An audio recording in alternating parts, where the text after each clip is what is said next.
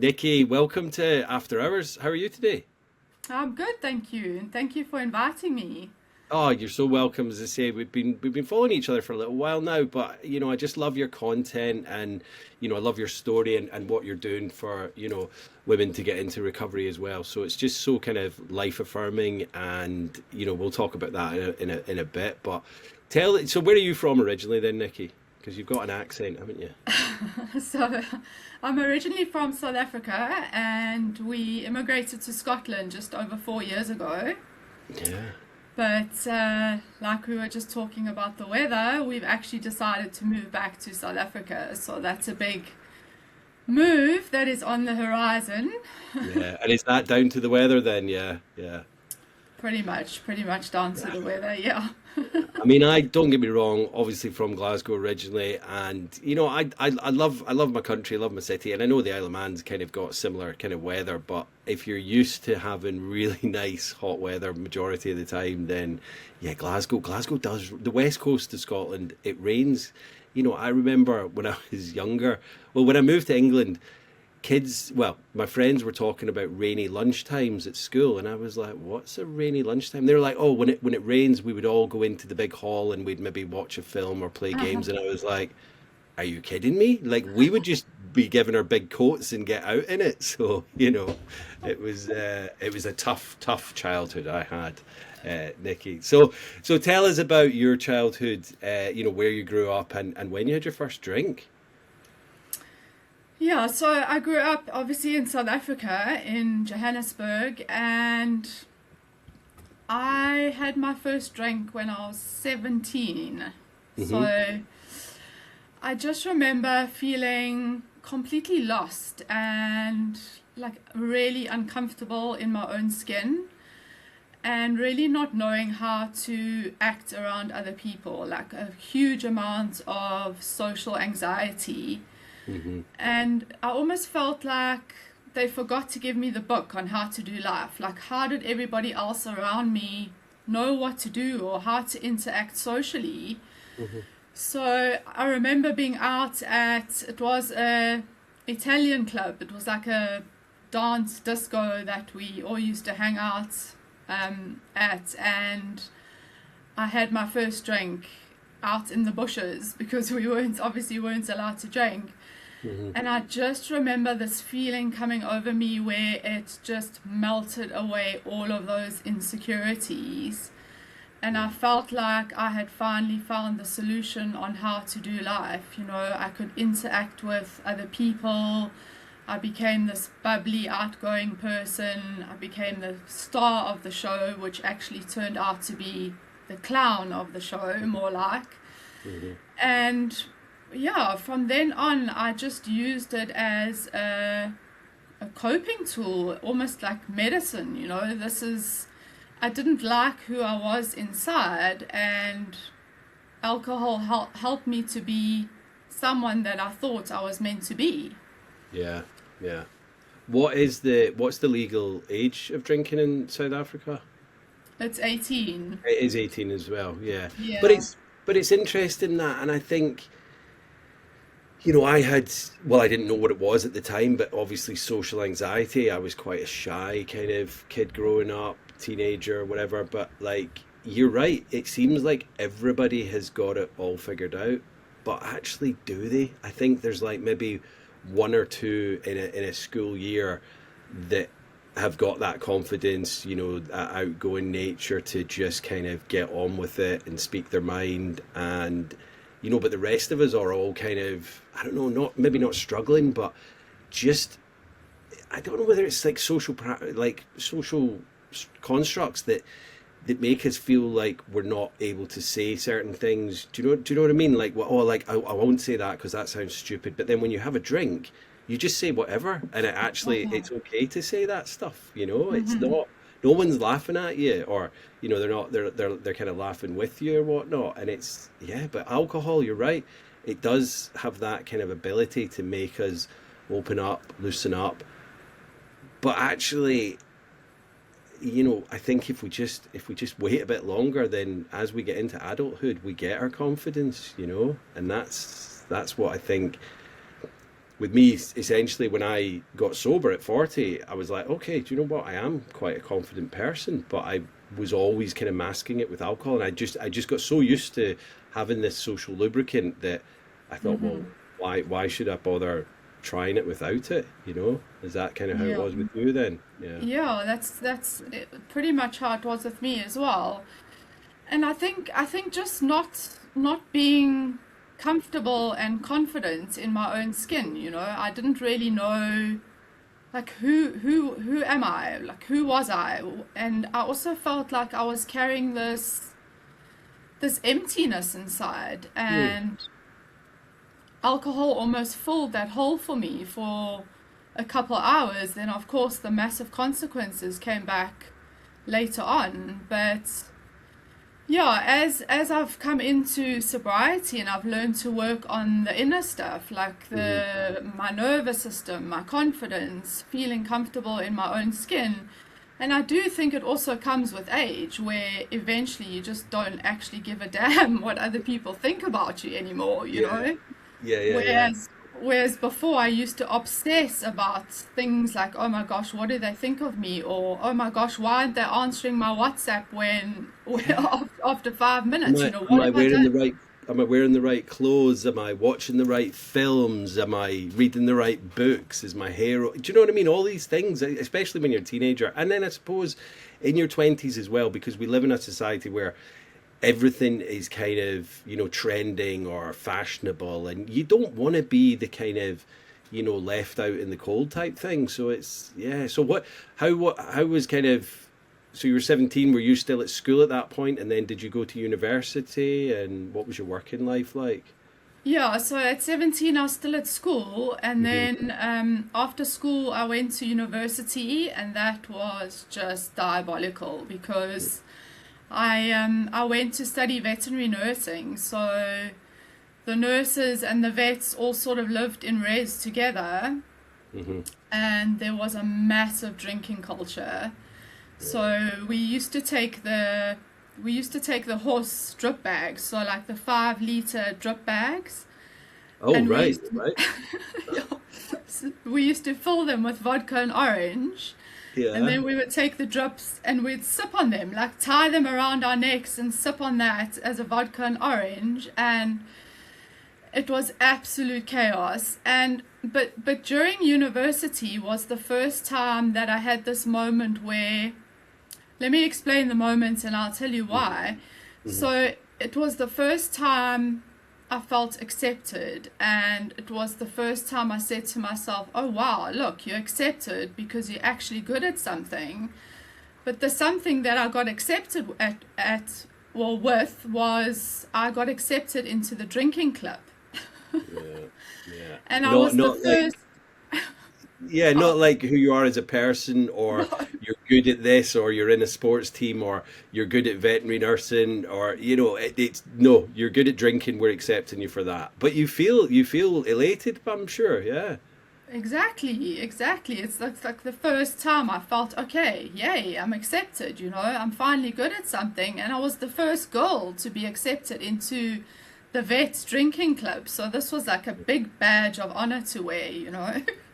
yeah, yeah. And so, what was that like drinking wise? Was that keeping up with the guys drinking pints, or what were your habits like? What was your tipple?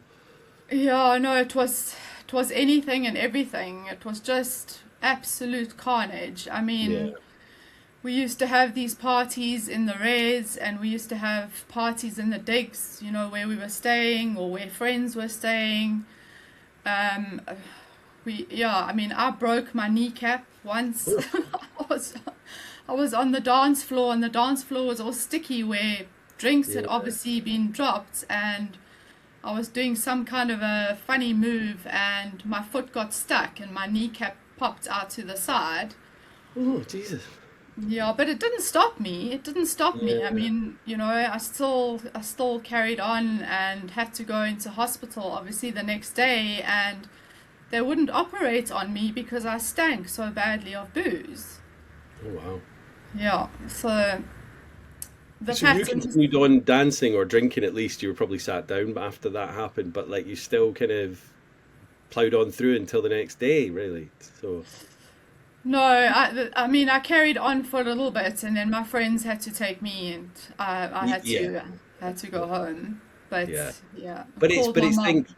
yeah, well, that's the thing. We would think that that would be like a red flag for us. I mean, I've had so many different injuries and things, but you just put it down to like, oh yeah, that was a silly thing, or it's a story for the annals of drinking stories and all that, and yeah, but it's like a badge of honor, but it's not cool. But I'm No. guessing that well, obviously that you said that didn't learn you your lesson, so.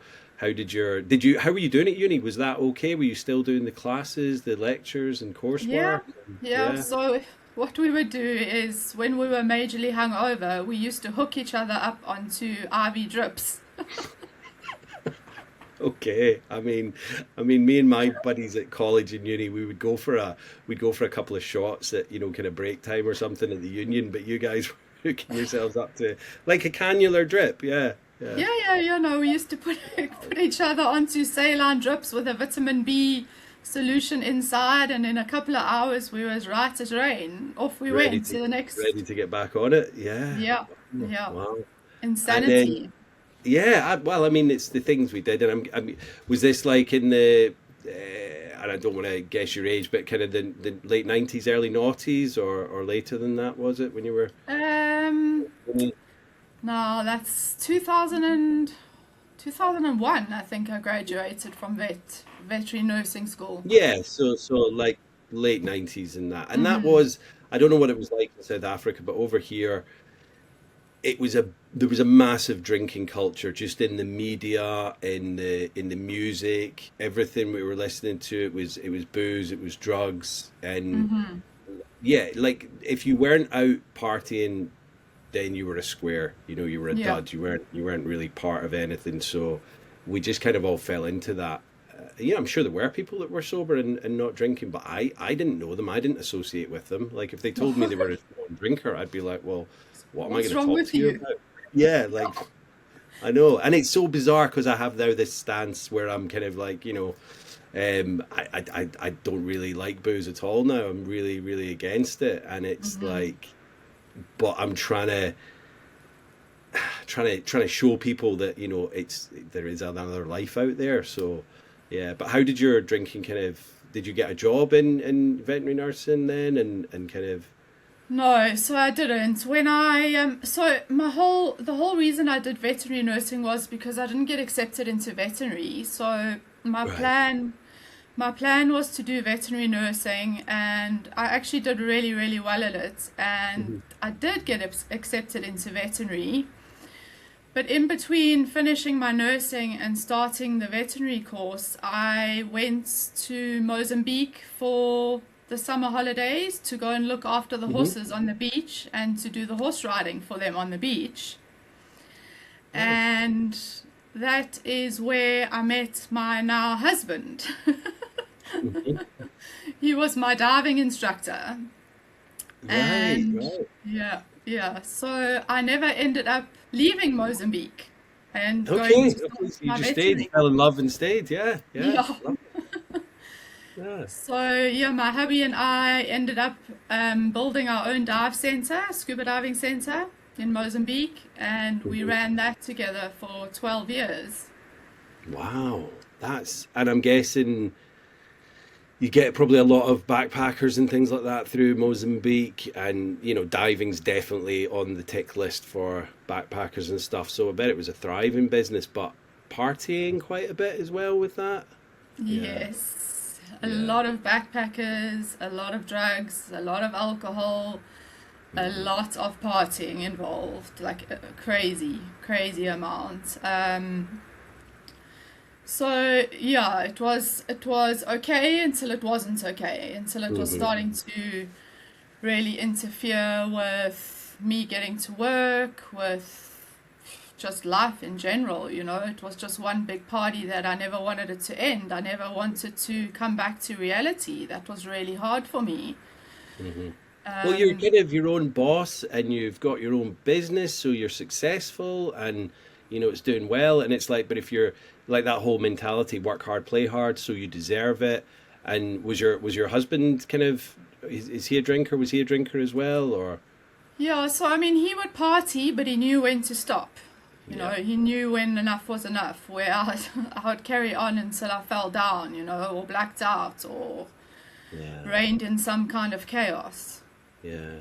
It's crazy, isn't it? Because my wife, she didn't know me when I was in my drinking days, but she'll go out with the girls and she'll have a few.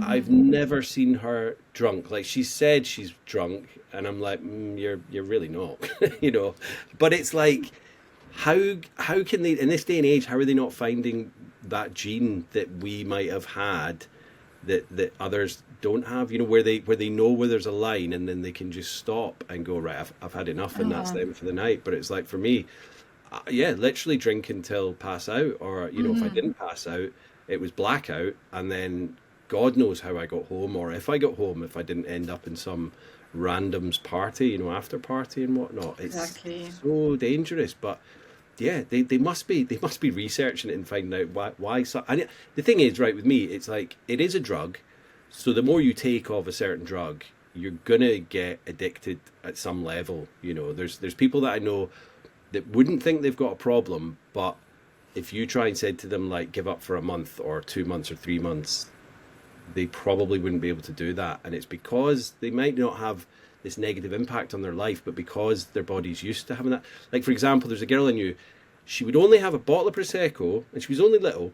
She'd have a bottle of Prosecco every Friday night and then not drink the rest of the week. But if for some reason she was maybe busy or doing something else and she wouldn't be getting that bottle of Prosecco, she started getting a little bit, jittery and angsty, and like, because her body knew that that's what it was supposed to be getting, because you've got a kind of, even in a small way, a dependent on it. So yeah, but then there are just people that can just, obviously, like your husband, like Jen, my wife, that can just Yeah, I don't go I ahead don't and get it. I don't get it. I don't get it. It's It's crazy. it's like it's the most anxiety inducing thing for me to watch someone nurse a glass of wine over like a 2 hour period. Like I just I cannot. Yeah, I mean, that's the thing. It's like when you're doing rounds, and I would go, "Right, I'll get these in," and I would go up to the bar, and I'd probably get like a couple of shots in while I was up there, because everyone was drinking really slowly. And then it was like, right, I'll just, because I'm on the shorts now, so you guys stay on the pints, and I'll just get my own, because they were just, yeah, just painfully slow. And all my decorum had gone out the window by that point. So did you kind of, at this point, you probably weren't still drinking because of anxiety. I mean, when you were sober during the day, did you still feel that crushing anxiety, or as Yeah, you were getting older, did you get I better with just that? I just had this feeling of feeling lost. Like I was always lost. Like where am I going? What am I doing? What is my purpose? Right. Never feeling fulfilled on the inside. I mean, when we lived in Mozambique and my husband, well, my boyfriend at the time, or fiance, whatever, we got Yeah. married, and then we had our kids, and and everything on the outside was like perfect. We lived in this beautiful house right on the beach. We Yeah. had this highly successful dive center. I had beautiful children. Like everything was picture perfect, but inside I felt like I was still dying. Like what was wrong with me? Hmm. And it's like I had this hole in my soul, and no matter what was going on around me or how good it was, I just couldn't fill this hole. And so I turned to, or carried on using alcohol and drugs to try and fill this hole up inside. Hmm. Um, and obviously, actually, the more that I used and the more that I drank, the more it was chipping away at this hole inside, until eventually you can't even consume enough of anything to try and fill what was happening on the inside. Hmm. So I think it's only when I really started looking at ways to find that inner happiness and that inner peace that I got alcohol to lose its grip on me. Otherwise, I fear to think what would have happened. Yeah. And like, so what were your drinking habits like through your kind of 20s? And how long have you been sober now then? In March, I'll be 4 years. Wow, right, brilliant. Yeah. So yeah, so still quite a while to go. But were you drinking daily, or were you kind of yeah, Yeah, yeah, yeah, I yeah. drank every day. Like I could probably string a few days together, but it was brutal. Uh-huh. And did you Um, have any kind of rules set up, like I won't start drinking until after work, or yeah, yeah, so you were yeah, doing that, like get the kids to bed or whatever with that, then and then yeah. start drinking. Yeah, yeah. Or I'd only have like wine and soda, or I'll only drink at 6 o'clock, or I'll only drink on a Friday. That's never ever happened. Or, all those kind of rules. Then trying to Hmm. change the drink to a lighter version, and everything under the sun that I could think of to try and moderate my drinking, I tried, and nothing And worked. did your husband or anyone kind of say to you like you're maybe drinking too much, or were you kind of on the surface just functioning fine, so no one was really aware of it, or not aware of it, but thinking, well, it's not a problem, or was it a problem then? Yeah, I think I was a really good actor in my own show. Hmm. I put on all the different masks so that because I was ashamed and I was embarrassed, I was a mother and I didn't want people to see what was actually going on underneath. Hmm. Obviously, my immediate family behind closed doors, they knew exactly what was going on. And I mean, eventually it got so bad that I booked myself into rehab in 2014. Hmm. Like I just knew, I wasn't turning up as the mother I wanted to be. I wasn't turning up for work, and I was in a dark, dark place, a really dark place. And I really scared myself, and I thought the rock bottom that I hit before I went into rehab was gonna sort me out and scare me enough to stay sober. But no, that was just the beginning of my journey. And were you still in Mozambique when you went into rehab, or where were you at this? Yes, yeah, Yeah. yeah. So you So I still had had, to go to school, and then you thought, I need to check myself in here. Yeah. yeah, I knew like if something didn't change, there was going to be serious, dire consequences. So I had to fly. I had to fly from Mozambique to Johannesburg because that's where I Hmm. went to rehab. So I missed the flight 3 times. From drinking, yeah. Yeah, I thought Yeah. I need to just get in one last Of party, course, of course, that's what we do. I mean, I went to rehab and I was drinking a bottle of vodka in the taxi, and I think the taxi journey was about 2.5 hours. And then when I got there, it was like I still had a bottle of wine that I was drinking, and I said to them, this was during COVID. Well, wasn't quite COVID yet. I think it was 2 days after, but there was still. Anyway, they said to me, I said, "Oh, can I finish this in here?" And they were like, "No, this is rehab. Like, what are you on about?" And I was like, "Well, can I finish it out in the street and then come in?" And they were like, "Yeah, go on then." So I did that, and then went in. Sorry, you carry on with yours. So you missed two, 3 flights, yeah.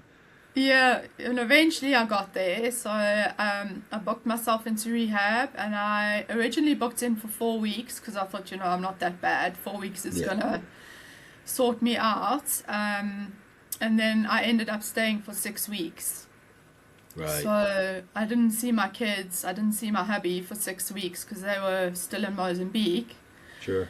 But I worked hard. I worked hard at it, and I came out and carried on with my sobriety and working on all the things that I should be working on. Hmm. And I felt really good. And about 2 years in, I thought to myself, ugh, I'm okay. I don't need any more help. I've got this. I haven't drank for 2 years. I Hmm. took back my self will and thought that I could do it on my own. Yeah. And also the thought of going to that place I was in, that rock bottom that I hit before I went to rehab, it absolutely terrified me. And so for the next 3 years, I basically white knuckled it and it was hell. It was hell on earth because all the normal stuff that was still there, well, not normal, but like the resentments, the anger, the fear, that empty feeling I was carrying inside, Hmm. all started rearing its ugly head again, and I didn't have anything to numb it with.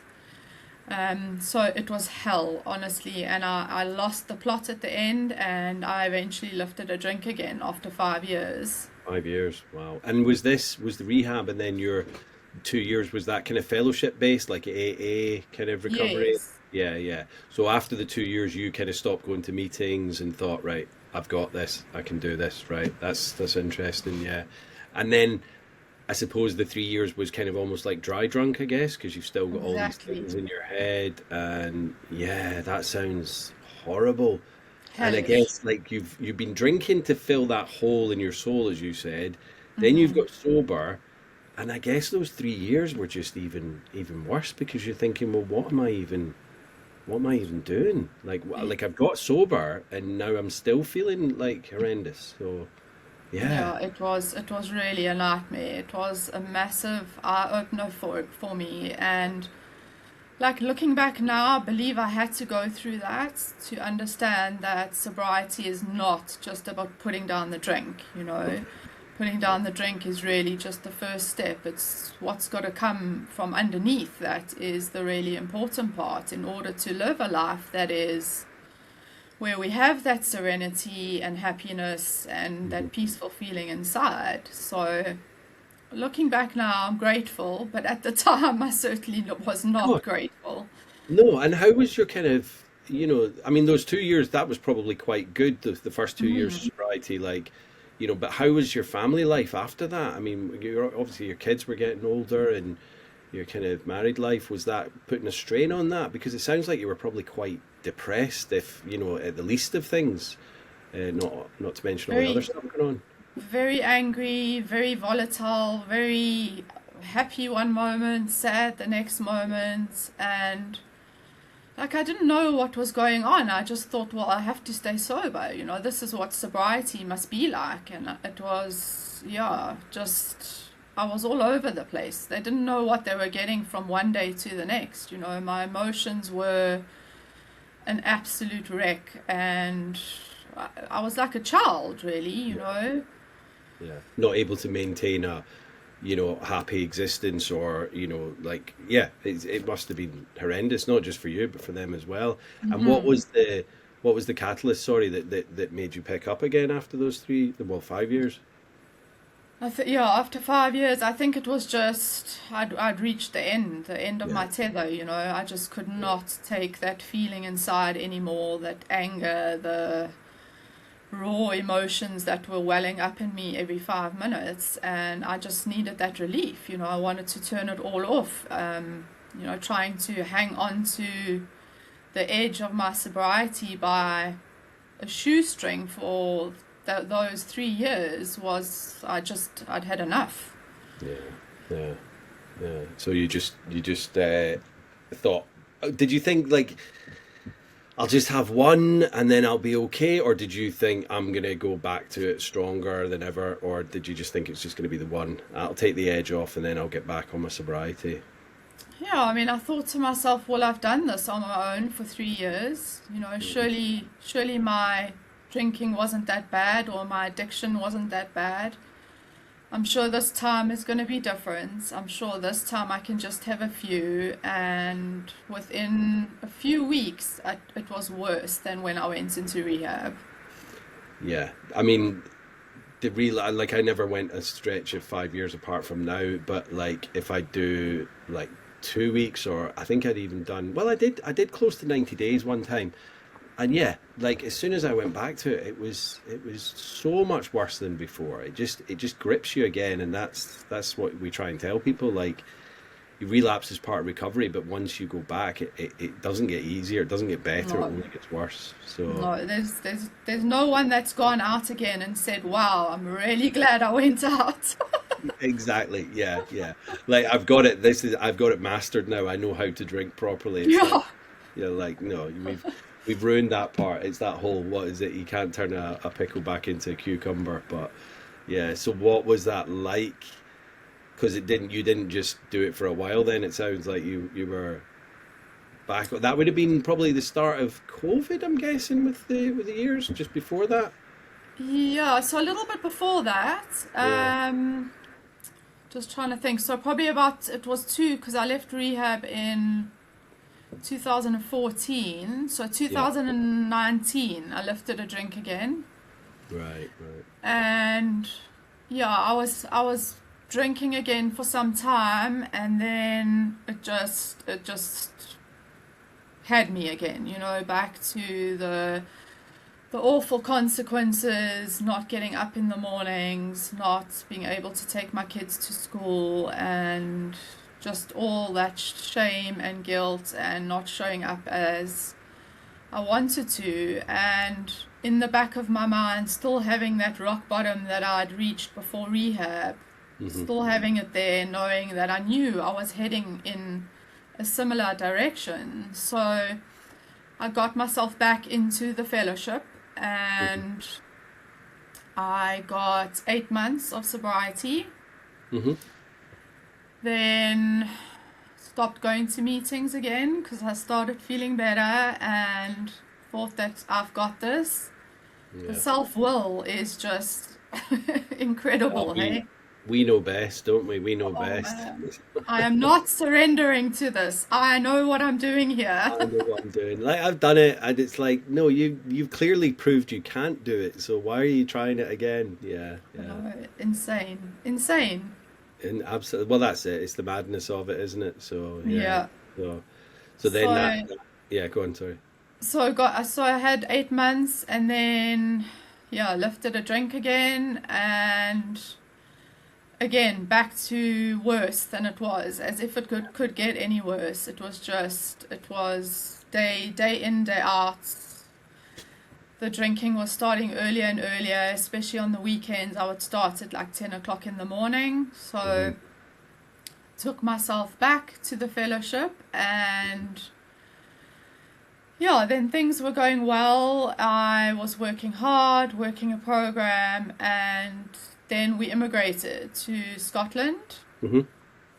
and I completely moved away from my home group, my fellowship, the people that I knew. But I was feeling good, so I wasn't worried about it. And I said to myself, if I can immigrate with 3 kids, 2 cats, buy a house, get them Yeah. settled into school, and not think about lifting a drink, then I must be cured. Yeah. Yeah. Yeah. And did you do you still go to meetings in Glasgow or in Dunoon Yeah, when you yeah, were here here? in Dunoon, we've got Yeah. meetings. Yeah, yeah. Right. Okay. And how are they? Small, our meetings are very small because we live in Right. a little village. Yeah. But yeah, no, I love my Friday meeting every week. Yeah, I mean the thing is, and I don't go anymore over here, but I keep myself steeped in the recovery world. But when I first started meetings over here, like drugs were never a major problem for me. But I went to NA, CA. There was an AA group, but I just didn't. It wasn't my tribe, if you know what I mean. So I went to the NA, and it was just great. When we started, I think there was like four of us, including me. So it was Okay. tiny. But by the time I left, it was about 12 or 13 of us, so tiny Oh, compared to other people I've spoken to. Like I spoke to a guy he was from Montreal or Quebec, one of the Canadian cities. He hate me for getting that wrong, but he said there's literally hundreds in his home group, and that's one of many different home groups in the city. And I've spoken to a friend of mine from Glasgow, and he said, like, he doesn't go anymore, but he went to one, and it was just really like a lot of 13 steppers, people trying to sell you stuff out in the car oh park, no. and just like really, really a bad vibe. And I was like, Uh-huh. oh, like I'm so glad I'm not in.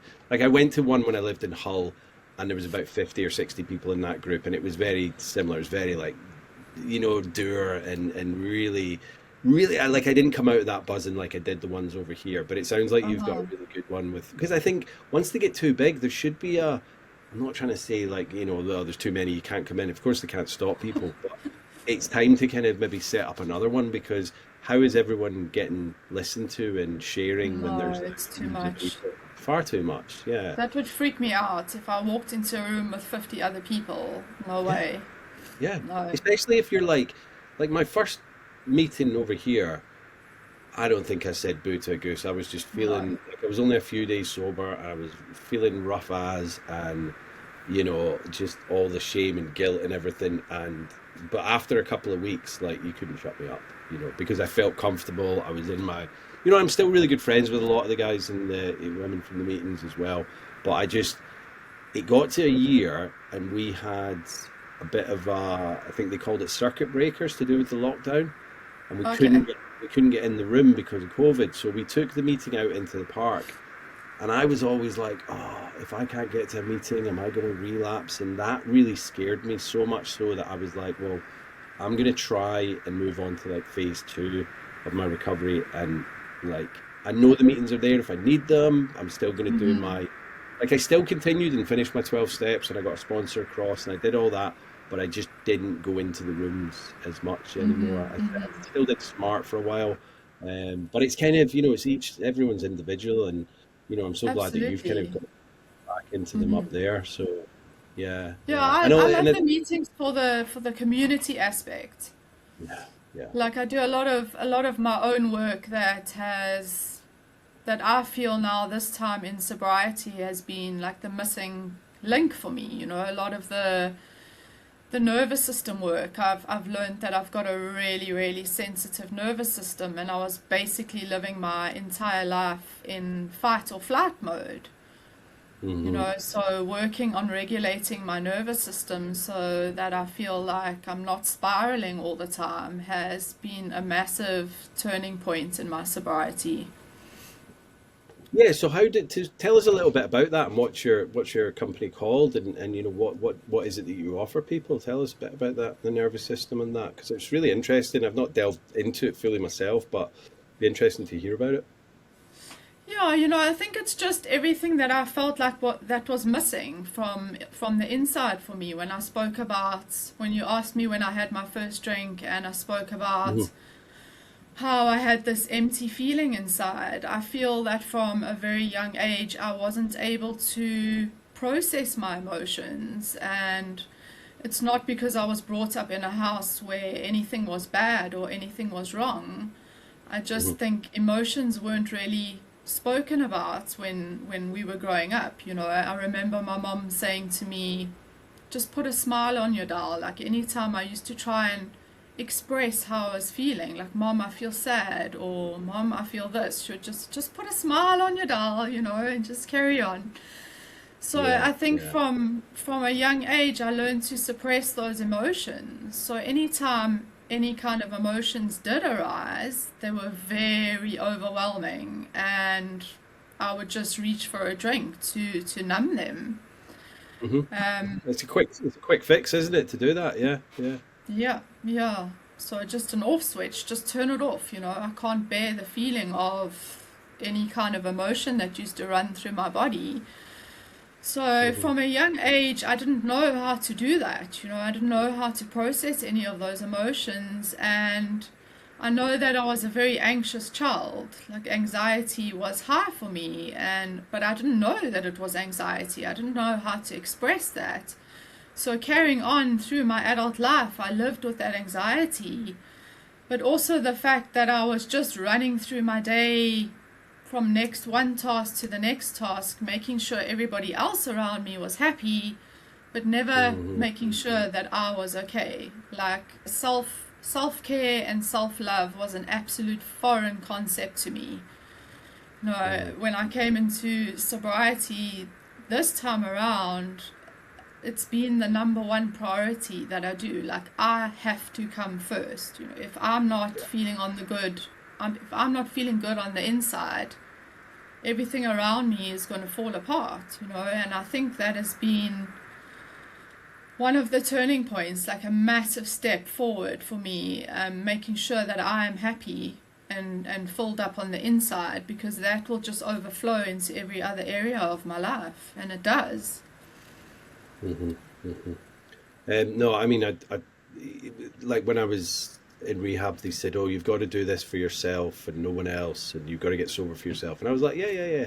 I wasn't. I was getting sober for other reasons at the time, and it didn't work. And then when I did get sober for myself, that's when it stuck. And that's the thing. And they Exactly. say it's like the last selfish thing that you will do is getting sober, and then you can start building the rest of your life around that. But it's you've Uh-huh. just got to do this one thing, and it's crazy. So the nervous system thing, did you kind of study that, and then um, get any qualifications in that to now do the business with it? So Is that your no, full time business? No. yeah. So I coach women. I'm a sober coach, and Yeah, yeah, my main focus is on helping women learn to regulate their nervous systems. sure. So going throughout the day, and we learn gentle tools like breathing tools, grounding tools, so that we not just waiting until 4 or 5 p.m. to finally exhale. Yeah, We building up that regulation throughout the day where we stop and check in with ourselves, so that by time 4 to 5 p.m. comes, you're not spiraling. And that's how we get alcohol to lose its grip, because you're not spiraling out of control at 4 or 5 p.m. You don't feel this crazy pull to alcohol to just give you that instant off switch. yeah, yeah. It's so true, and I think even when I was doing NA and the fellowship stuff, I was like, wow, these like all of these kind of um, things that they're teaching us and suggesting to us, like you don't have to have a problem or negative impact with alcohol or drugs to be using these in your life. Like what you're saying there, like I'm sure there's hundreds, if not thousands, of women out there that are not having a problem with alcohol, but they're still doing the same thing. Like they're kind of screwing everything up all day, like twisting it up, and then getting home and then just maybe taking it out on their kids or their husband or whatever, rather than kind of regulating it and touching base through the day to kind of just ground themselves and get themselves back to normality. Whereas because like I see it with my wife as well, and she's great as a mother, but like I can tell she's juggling a lot of things because they're not my children, they're my stepchildren, but she is juggling a lot of things all day, like working out where they're going to go here, and they stay with their dad, and all of this stuff, and I'm trying to help her, but I can see sometimes that it's a stressful job in itself, doing being a mother and having a full-time job. But as I say, she doesn't turn to alcohol. And I'm not saying that she's super stressed or anything like that, but I can see how easy it is for people to, pick up a drink for, to just get that instant gratification at the end of the day. And Yeah, this is the thing with the podcast, because I don't want to have, people that were as bad as myself or as bad as you, that were just drinking, drinking, drinking. If it's causing a negative impact in your life, then it's time to knock it on the head. And exactly. I think a lot more people, especially like my age or your age, they're starting to realize that the party has to kind of end at some point, and it's bringing no joy to your life. So why do we still do it? You know? Yeah, yeah, there's definitely a waking up around alcohol, that is for sure. Yeah, Um, yeah. even the youth now, like there's a lot of these sober clubs or sober bars that are opening up in Glasgow. So there's Wow. definitely a lot more awareness and a wake up around what alcohol's actually doing to society, I think. Yeah. Scotland are really kind of um, they are tackling it, because I remember I lived in Cambridge, and I remember one of my colleagues came in one morning and she went, this was maybe 2005, six, something like that, and she came in and she said, "Oh, I watched this documentary last night, and it said that you know life expectancy in Scotland, and in particularly Glasgow, was worse than some third world countries." And I was like, "Oh." And it was like the death rate in Glasgow was just ridiculous, like the mortality rate compared to other European cities. And I think it was like something like people were expecting to live to like 55 or 60. And it's like in a Because of Western alcohol. civilized country, that's how bad it was. So Scotland, obviously, because of alcohol, Wow. because of smoking, because of really fatty foods and diet. Just it was. I mean, the alcohol was obviously the worst one at the top. But if you start drinking, you're going to smoke because your inhibitions are down. You're going to eat crap and all that. But then the Scottish health board came in and really the government helped. And obviously there's still issues up there, but it's so much better. I mean, it's back to a normal kind of life expectancy up there because they're doing things like that. They're also, I think Scotland has quite a number of government provided rehab centres as well. And now they're doing that thing with the like the safe place for people to take drugs. I think the day it Uh-huh. opened earlier this year, they had, I think it was some like 40% of the people coming in to use their drugs safely were inquiring about rehabilitation and recovery and getting clean, which is astounding. Whereas in Sure. some places in England, they're just turning people away because they don't have the money or they're not seeing this as a major issue. It's like we need to tackle this head on because Yeah. people are dying, people are getting unhealthy. Alcohol causes 7 types of cancers, and all of these things that are not being they're not being told to people. No, I It's know. it's That's really the sad. scary part. I mean, I had no idea what alcohol actually does to your body. No No, idea. no, same. I just No. thought, like, I smoked, and I thought, oh, I'll give up smoking, and I've given up smoking, but it was like, oh, I'll give up smoking before it's going to cause me issues, and touch wood, hopefully I have done. But alcohol, I just thought it's just alcohol. Yeah. Maybe if I'm in my 60s or 70s, I'm going to get cirrhosis of the liver, but I'll be an old man then anyway. Oh God, there's people in their 30s. In fact, I knew a girl from rehab, and she sadly died in May this year. She was only in No. her 30s. She got cirrhosis, and when I was in rehab with her, she was jaundiced, she was yellow, and we had to put her in a wheelchair because the nerve endings in her feet were just shot. Oh She man. got sober and she came out, but she was lying to us all. Like I didn't keep in touch with her that often, but every time I did, she was like, "Oh yeah, yeah, I'm good." And then obviously she wasn't, and she was just drinking, Oh, drinking, drinking, and it killed her. Yeah, shame, man. it's a Yeah, it's horrible, awful. horrible thing.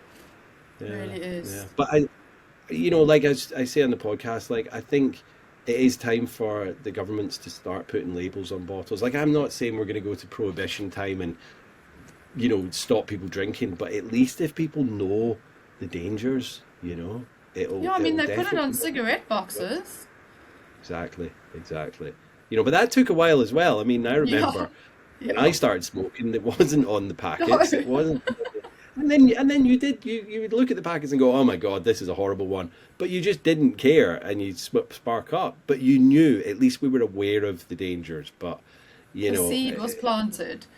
the seed was planted, and definitely, I think the more and more people that know that alcohol's really not safe, even the government give you these kind of drink safe levels of drinking. They're not safe. No level of drinking is safe. No. It's doing you damage no matter what. And also, alcohol it kind of changes your personality. It makes you into a bit of like a clown, as you said, and But I think a lot of people are using it as a social lubricant because of anxiety and because they're so used to drinking. They would find it ridiculously hard to go out and socialize without alcohol, and Yes, that's a absolutely. sad state of affairs. Yeah, Yeah, I mean, yeah, a lot of the women I work with, a lot of them use it for social anxiety because they feel so socially awkward, or a lot of women use it for that instant off switch at the end of the day, when you've carried all that overwhelm and stress and anxiety through the day, and then you get to 4 or 5 p.m. and you take that glass and it's just that instant off switch. But unfortunately, it doesn't stop there, it doesn't. Once that switch is flipped, it's just game on. game on. And then it's Yeah. like, well, I'll deal with tomorrow when it comes, and then you'll probably be hungover and have like maybe 4 crappy hours at work, but by after lunch you're starting to feel a bit better, and Uh-huh. you're like, oh, yeah, I'll have a few drinks tonight to just settle it out. I mean, I was the worst because towards the end it was morning drinking. It was the first thing in the morning because I knew that was. I mean, obviously I was going into withdrawal at that point, so that was the only thing that would make me feel better, and that's how bad it got, And it was, I'd need to drink a certain amount of vodka before I could even function, and from the Uh-huh. outset you wouldn't even know I was drunk. And I wasn't drunk, but I needed like at least a half liter of vodka to settle me. And then I could do things like have some food or walk up to the shop to get more booze. And it was just, and that's where it leads. But that's not, That's not the glamorous kind of vision that they put on all the adverts and things like that. And it's like, No, why is it still being advertised? I I mean, I'm know. sure up in Glasgow, you go into your supermarkets and it's floor to ceiling booze boxes Oh and yeah, all of this. all pretty and glamorous, and you're really missing out if you're not having one of these, you know? Yeah, yeah, yeah. I heard this old couple yesterday, in fact, and they were saying, "Oh, I see that they've put Bailey's up again or something." And she said, "Oh, it was £10 the other day, and now it's £14." So they probably do that. They probably like put it as £10 at the beginning in December, and then steadily it goes up because people will go in and they'll buy their bottle of Bailey's for Christmas, but they'll probably have drank it by now, and then it's like, oh, it's £14, and then it's £18. So yeah, Makes me it's up. mad. Oh, it makes me mad. But all we can do is keep banging the drum, Nikki. So, do Mhm. people? Do you do your sober coaching online, or is it in person, or a bit of both? I do it online. Yeah, yeah. Yes. Okay, Yeah. okay. Yeah. And So, where can people find you online? What's the name of your website and your Instagram? I'll put it all. so I'll put all your details in the show notes as well. okay, perfect. So it's Mommy is Sober, my Instagram Nice. handle. Yes. Yeah, yeah, yeah. I love that. I love that. And then your website. Have you got a web? You've got a website, haven't you? What's that? So on my Instagram handle, my website is there in my bio as well. Yeah, yeah, yeah. Yeah. Cool, cool. Yeah. Okay. And do you have any recommendations of like a podcast, book, or a film with to do with recovery? I like the Naked Mind. Yeah, yeah, yeah. That's a good book. I love Yeah. that one. Yeah, that's Yes. good. Um, yeah, I'm more an in-person kind of person than Yeah. podcasts and books and stuff. A really good book that I've actually just read is called The Surrender Experiments. I don't know if you've heard of it. I haven't. No, Yeah. no. Right. What's It's that? really Is that? good. It's all Is it like about how? it's all about learning to live in surrender without trying to control everything. Because I know for myself, I liked to be in control of everything in my life because it made me feel safe inside, but it was absolutely exhausting. So, really Yeah. learning to surrender and allow life just to unfold as it's supposed to be, Yeah. is comes with great relief. It does. It's like those things where I hear people and they're like, "Oh my God, this has happened," and I'm like, "Well, like let's look at it. Can you do anything to change the outcome of that thing that you're stressing about?" And they're like, "No," and I'm like, "Well, don't worry about it." I know that sounds very blasé and like, hippie like, but it's No, like it's true. if you can't have any impact on the outcome of that thing that you're worrying about, it's like, well, don't worry about it. Only worry about the things that are in your here and now and your capabilities of changing it. And I don't know if it's covered in that book, but that's something that I used to always kind of be like panicking and worrying about all sorts of stuff, and it was like, well, I can't do anything about it, so why am I stressing about it? Exactly. It'll work out. If we just step out of our own way, everything will work out. There's a plan Oh, for yeah. us already. Yeah, And absolutely. The it's a good universe plan. provides. The universe provides exactly. It's a Nikki, do better you plan regret? than we have for ourselves. Well, exactly. I mean, my plan was rubbish to begin with. It was like, live fast, die young. Live for today, and tomorrow I'll deal with it. It's like, nah, man. I've got such a good life now, and all I did was give up one thing, and it's insane. But little by little, I think we're getting through to people. But I'm not saying everyone needs to stop drinking. I'm just saying, like, just try and live life without it, because there's a lot of people that are still, they use it as a tool for not just coping with life, but just a tool for getting not getting through the day. But like I had a problem with just being on my own without any Oh, distractions. We're so used to having our phones and scrolling and watching stuff and having something on in the background. To just be without any distractions is a really tough thing to do. And I would hate just being on my own and doing my own thing. So I would just be me drinking. too. Any time I had, when I was with my ex, if I had any free time, if they were out and gone somewhere, it was like, I'd be looking forward to it for days. Not because they were out of the Uh-huh. house, I loved them, but it was because I knew that I would just be able to drink without any judgment or bother, Yeah. But it was like, it was a horrible time because I would drink to oblivion within the first couple of hours and then, not remember any of the time. Whereas now I'm like, I enjoy time on my own. Like I love my family around me, but when I have time on my own, it's like I like to Oh, just be without it's any the best. distractions. Yeah, Yeah. yeah. I So was it's the same when you said that. I used to hate being on my own. I almost feared it. yeah, And absolutely. like sitting in stillness on my own, like what is going to come up, what's going to come out of here. It was Yeah, awful. And now I crave it. I love yeah. being on my own. Yeah, just to be able Bizarre. to sit, read a book, or Uh-huh. I mean, I do watch stuff, but it's not like we don't have a TV. I think my problem was in the past, like when I moved into the cottage over here, when I first got sober, I had a TV and it wasn't hooked up to the aerial, so I couldn't just turn it on and flick through the channels. I'd have to watch like Netflix or other streaming providers. But eventually, because I was trying to write a book and I was trying to do other stuff with my recovery, and I eventually just stuck it on Facebook Marketplace. I was like, I don't want a TV in my living room, so I got rid of it. Like I've still got a laptop and I watched that, but yeah, it's the worst distraction ever to just come in Yeah. and put the TV on and then that's you for the night. Yeah. We don't have that. We've got ways of watching films, but we don't just come in and put the telly on because No, it's that's such a good. huge kind of distraction. Nikki, Hmm. do you regret getting sober? No, good gosh, no. Definitely not.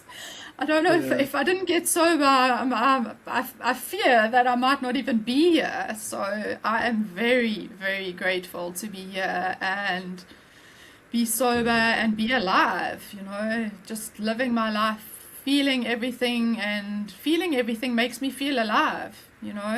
Yeah, So yeah. No, I'm exactly the definitely. same. And I always said to people, oh, if I hadn't quit drinking, I probably wouldn't be here. But actually, five and a bit years ago, if I hadn't given up drinking, I don't think I'd be gone now, but I'd Yeah. be in a very, very horrible, unhealthy, probably on the streets because my family were ready to give up to me. Because that's the thing with alcohol, it's not a quick killer. It does take its time, and it's like this horrible, horrible, slow, just ridiculously horrible death that people can Evil. have with that. It's evil. Yeah, yeah.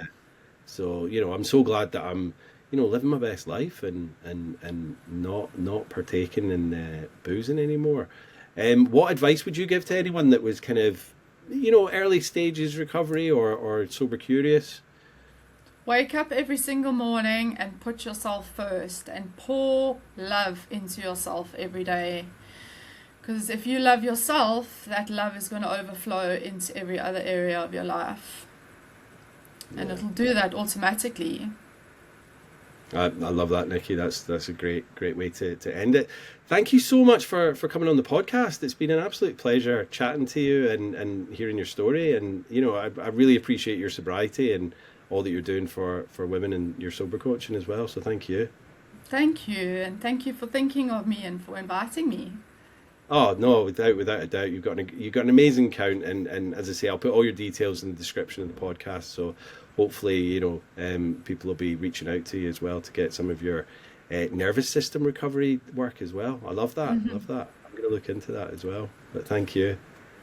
Thank you, Jimmy. Cheers, Nikki. Speak to you soon. Bye bye. Bye Okay, bye. chat soon. Bye.